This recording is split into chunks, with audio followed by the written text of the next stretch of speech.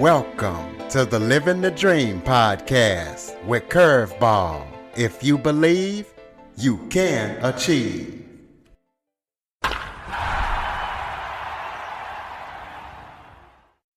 Welcome to the Living the Dream with Curveball podcast, a show where I interview guests that teach, motivate, and inspire. Today, I am joined by author and business pioneer Gladys DeClouet's. Gladys has an exceptional record of running billion-dollar businesses.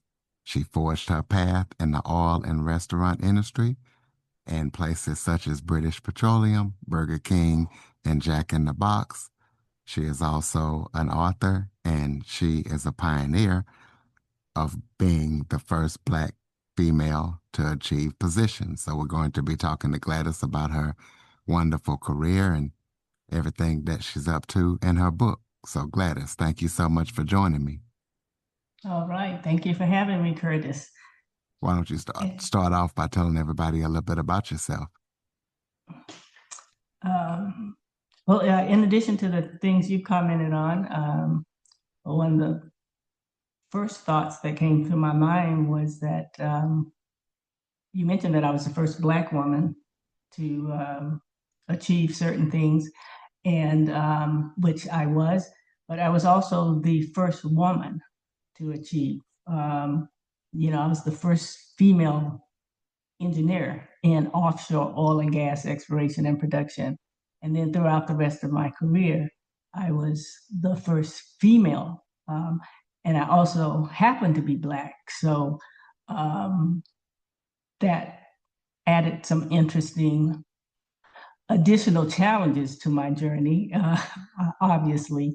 But throughout my journey, though, I was really trying to lead the way and help all women and Black people, my gender and my race. I was trying to help open those doors that were not open back then.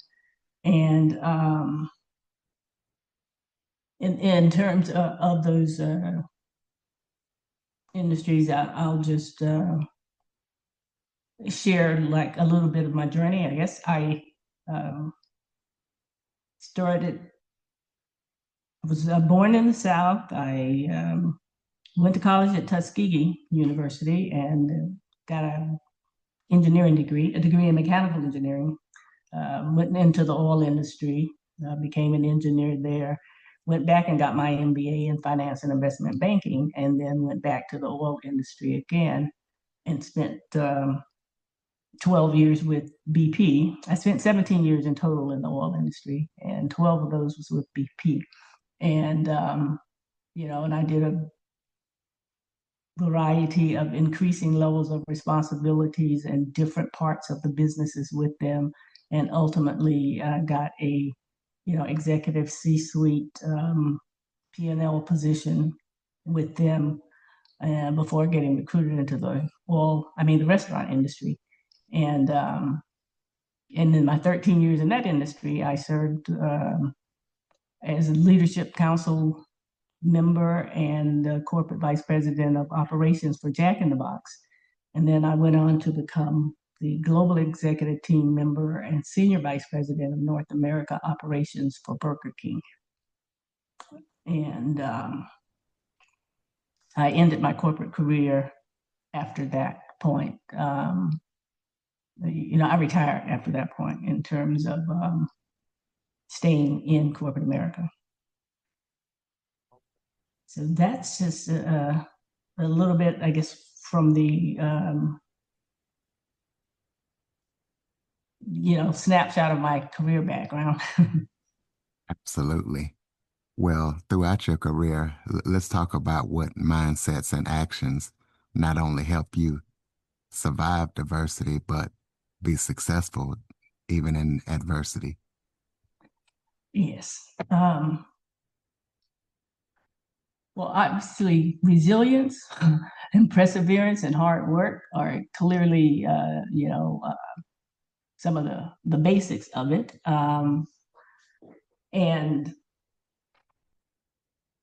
And actually, I guess I am thinking that in terms of the audience and understanding what some of the issues of resilience were, or why was so much resilience needed in life.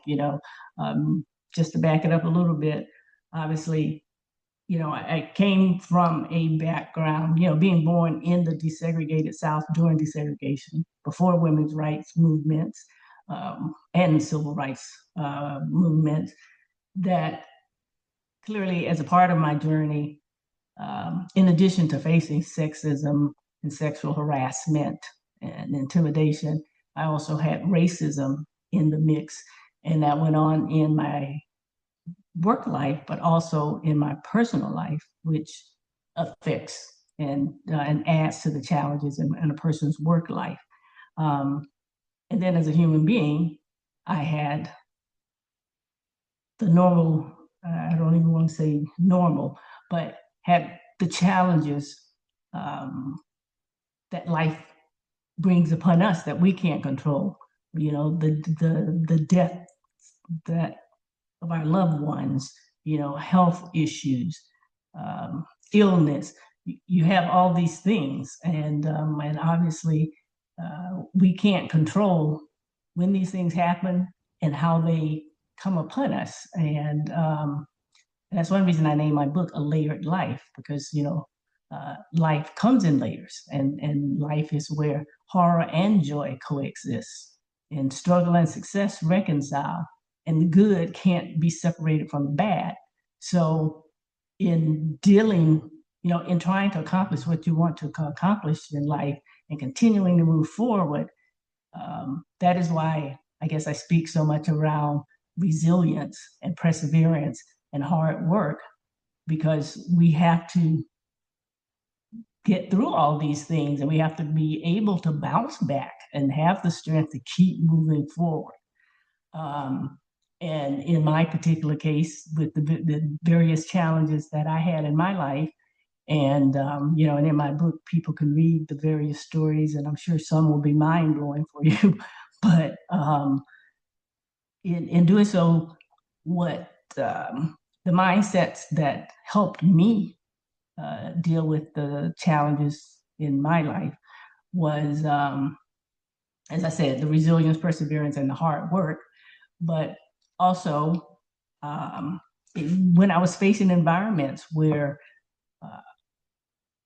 I was not wanted or valued or respected, and for instance, clearly being the first female to ever show up in the male-dominated world of, arguably the most powerful and most chauvinistic industry, the oil industry, and in the exploration and production of it in the middle of the, of the ocean, that was an environment where, I was facing those things. And one of the things that helped me in that regard was, that in order to earn that, if I wanted to earn the respect and the support of the people who were, not really on board with that in the beginning, that one way, or the best way for me, I found to do that was just by consistently demonstrating the value that I brought to the table. I would continuously work hard to help people solve problems, improve the operations, improve the business, despite whether people originally wanted my help or not. And as you consistently demonstrate your value and your performance, it will eventually get the earn that respect and change people's tones. And I also knew if I was in a world like that, or an environment, the where I didn't have the privilege that everyone else had to make mistakes. I, made sure I always dotted my I's and crossed my T's at all times, delivered top quality work. And that mindset helped me to continue to be able to achieve and not get focused on the naysayers. And one other probably main thing was just what I call a engineering mindset in a way, but it's also my general nature. And that is, I look at almost every situation as a learning lesson, a learning opportunity. So no matter how negative the situation is, rather than focusing or getting stuck in the negativity of it, I try to look at it and say, what can I learn from this situation that I can carry forward or that will help me move forward in a positive way? So I look for the learnings in those things, and I let those learnings help move me forward. And in many cases, a lot of the learnings earlier on in my career, I've learned a lot throughout, but early on, a lot of the learnings I had was actually things that taught me how I did not want to behave, how not to treat people, or how what poor leadership looked like, and therefore taught me what good leadership should be. And so I took those things as as lessons, and compiled them and let them help and shape me into the person and the leader I became. Which was someone who valued inclusive leadership. I wanted to make everyone feel valued and appreciated, and always wanted to be, and was never a leader who would abdicate my responsibility, because I'd witnessed, and I know I tell some stories in my book about things that happened, but when it was time for the boss to step up and stand up for the employee and provide for their safety, or make the tough calls that were necessary, and and they didn't do so. So I had also vowed I would never be a leader who would abdicate my responsibility to do those things, so to make those tough calls, and and be there for my people and my team. So those are just some of the examples and things that were parts of my mindset, and how they impacted me. Oh, and I guess I would also have to say, when you say mindset, is that, again, coming from where I was, and then the time and history that I lived, and I was truly trying to open the door, for women and for Black people. Part of my mindset, obviously, was, to me, failure was not an option for me, because, I understood that I was representing, my gender and representing my race, because if I were to succeed, of course, that would be the best of the worlds, and I could open the door for others. But if I were to fail, people behind me would be, or who would want to come behind me, would be negatively prejudged and may not never even been given the opportunity again, because they would say, she's the example of why they can't do X, Y, Z.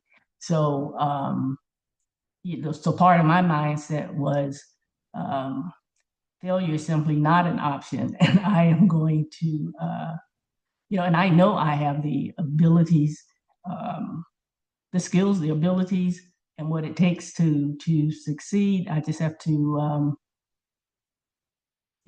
plow ahead and face these challenges people put in my way, and figure out what ways to overcome them. Where you talked about your book, so tell listeners why you decided to write it, what they can expect when they read it, and where we can pick it up at. Okay. The name of my book is A Layered Life, Breaking Barriers as a Trailblazing Black Woman in Corporate America. And it recounts my professional and my personal experiences. As I mentioned before, from being born in the 1950s, growing up in the desegregated South, to going on and becoming the first female engineer in offshore oil and gas exploration and production. And it follows the rest of my journey in corporate America as I continue, to climb the leadership. And in the way I summarize the book is,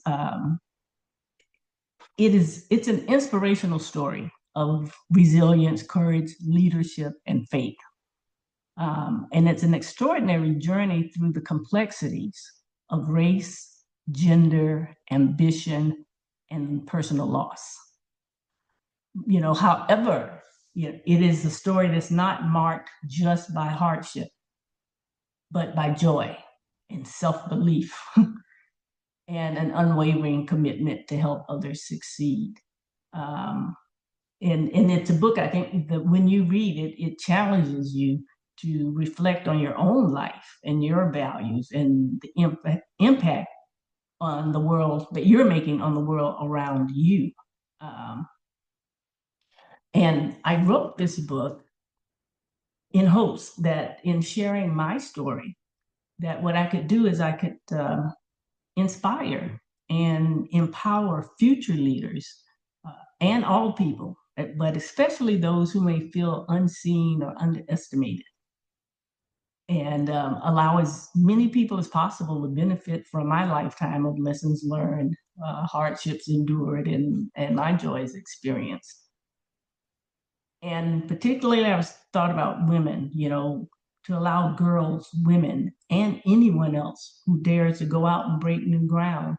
I wanted them to know somebody who had traveled a path before them and know how I dealt with the challenges and the sacrifices that it's going to take to do that. And lastly, I wanted to spark some meaningful conversation around the topics of resilience, inclusive leadership, the value of diversity, mental and physical well-being, which is so important in life and in career and in dealing with challenges in life, and life balance. So those are really the goals in my in why I wrote the book. So yeah. Well, let's talk about how the layers of your life shape the way that you lead and adapt. Well, persevering through adversity while maintaining my integrity, which was of utmost importance to me. To me, that was proof of my resilience and my character. So, and it taught me empathy and compassion. And as I mentioned earlier, that is what shaped me into this person who values diversity and inclusion and knows how to build high performing teams. And I strive to make everybody feel valued and appreciated on my team. And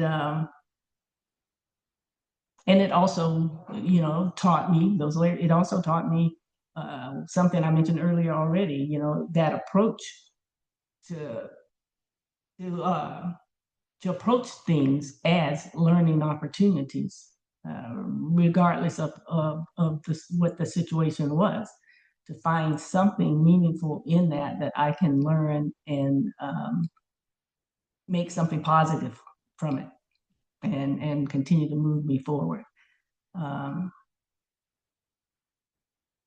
So yeah, so I think that's how those adversities shaped me and brought about that appreciation I guess one of the key messages that come out of my book, which is that,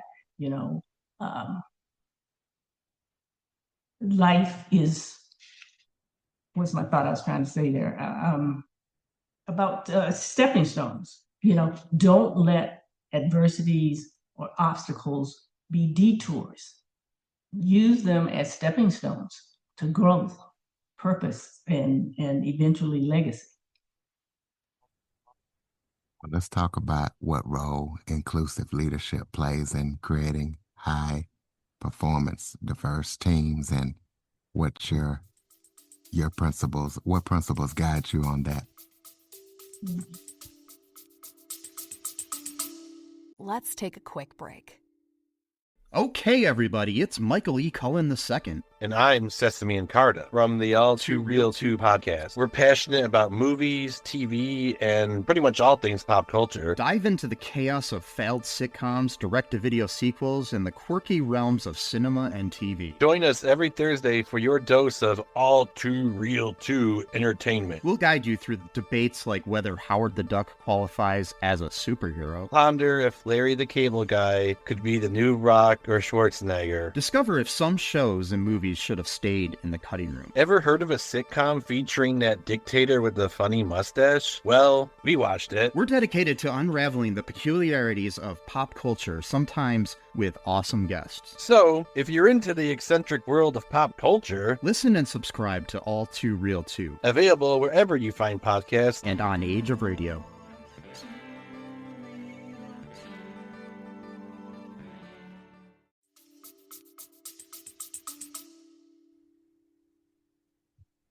Well,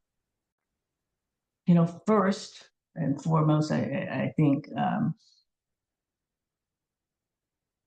the thing about inclusive leadership, one of the first things is you recognize that talent transcends all boundaries.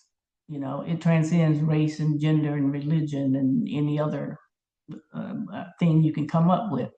And when you're looking for high performing teams, you want good, talented people, and you need to be open to finding that talent where that talent exists. And to get the most out of, and I guess I believe in a philosophy of treating people, taking care of and treating people with care and respect, that mutual respect and trust, and making them feel valued and appreciated is how you really motivate and build teamwork and engagement. And it's how you build the trust and respect as a leader. And those things lead to teamwork and collaborative work. And that is what you need as a basis if you're going to have a high performing team. And if you've got players, if you have people on the team and they don't feel that you value them as much as you value everybody else, and I mean everybody on your team, from whatever the lowest position rank is to the highest position, in some formality, technical sense, they all need to understand that they are all equally valuable and appreciated, and their contributions are welcome and open. And that's how you get such, and having that diversity and inclusion of everyone's thoughts and ideas is how you get richer solutions, and better service for your whatever company or organization you're running, for your ultimate customers or clients or what have you. Your people aren't going to treat your ultimate customers and client better than you treat them. So in other words, if you learn to treat people well, and then they're going to do a better job of treating your clients and your customers well, and then the company is going to be much better off in terms of repeat customers, profits, success, which in turn helps everybody again, because you can continue to grow, you can offer more jobs, people get bigger bonuses, more pay. So everybody succeeds through getting the most out of the people who are on the team. And you're never going to do that if the people don't, one, respect the leader, or two, feel that they are respected in return. And that their contributions are truly welcomed and valued. Well, tell us about any upcoming or current projects that you're working on that listeners need to be aware of. Right now, I am mainly just kind of focusing on trying to get the word out about the book, because it's only been out a little over a month, and I'm learning. I didn't know anything about the books and publishing when I started this, and that's quite a challenge right now, just trying to get the word out to people, get that spread, to get people to find out that it exists, and then two, get them motivated to actually want to read the book, because I think if they read it, it would be of great benefit to people. That was, as I said, that was really my motivation behind it. I've had people for decades ask me about, when are you going to write a book? And I just, just didn't get the time, and life continued to get in the way of that. And, but I finally sat down and it took the time to do it. And again, it usually takes something to prompt us. When you get really busy with life and life's problems. And again, I was facing the situation of facing the death of another loved one, young person, that had me again thinking about how life is really short. And if you've got something meaningful you want to share or say, or help people, that you need to do it now, because tomorrow is not promised. And but right now, at the moment, I'm saying I guess I'm really focused on that. In terms of going forward, I'm hoping to continue to do what I always have done, which is to try and mentor and help others, and help people enhance their careers and lives. And hopefully I can continue to do that through some speaking, coaching, individual coaching, and possibly another book. But I laugh when I say that, because I'm like, I've got to survive this process of the first one. It was, again, when it's your first time, it's it does take a lot. So, but once I get it behind me, I say, who knows, maybe I will be willing to take on another, because there's certainly a lot more topics or information in me that I could share. We'll throw out your contact info so listeners can keep up with everything that you're up to and gonna be up to. Yeah. Oh, so I have my website. It's just my name.com. So it's GladysDeClouet.com. And on there, you can find out information about the current book, A Layered Life. It even has the links to the various retailers where you can buy the book. It has information about me, has, articles that I've been writing. I've, written a lot of articles recently for, business and other publications, and, some media coverage on me, and just various things. Yeah. So I will try to keep it updated, and I'm doing so as things, as things go along now, to put everything on that website. And I'm also on LinkedIn, and and I have Instagram. I had not been a social media person, to be honest, until I wrote this book. I've been a very private person. So this has been so out of my comfort zone to share my personal life in this book. But so I have an Instagram now, in which actually my granddaughter was the first one who developed it for me, because they insisted I had to do it. But now I'm slowly catching on, and I'm actually posting, some advice and video clips, and with different advice and stories and things on there. So that's a good source too, to get information. Gladys, DeClouet's.com. So close us out with some final thoughts. Maybe if that was something I forgot to talk about that you would like to touch on, or any final thoughts you have for the listeners. Yep, let's see. Well, I guess a couple of things. I didn't do a lot of talking about integrity, but I always say probably the most important single piece of advice I give anybody at any time is to live and win with integrity. You can still overcome, achieve, and do all the things you need to do without losing your integrity in the process. And it's sort of the key to everything. As I said, it's the key to not only earning respect and support from other people, but it's the key to respecting and loving your own self.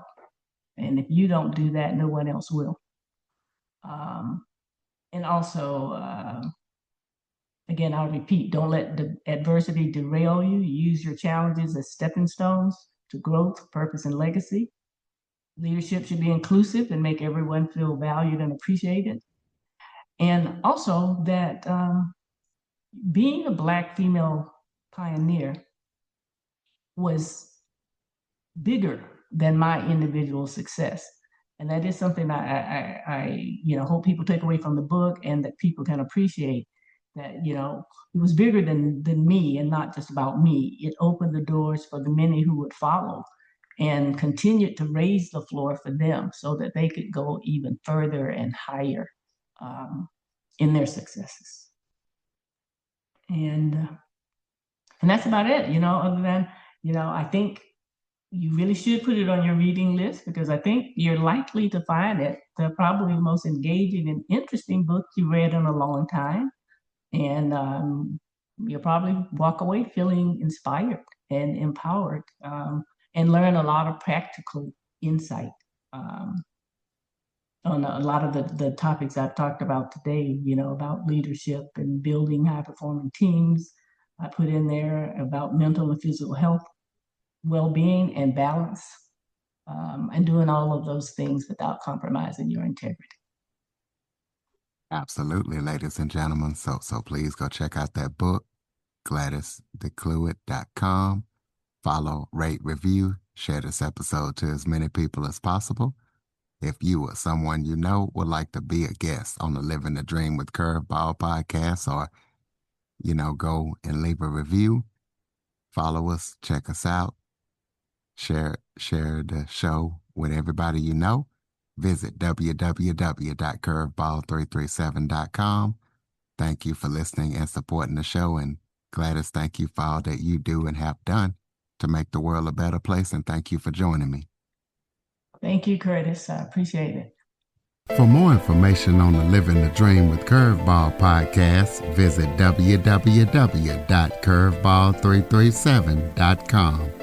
Until next time, keep living the dream.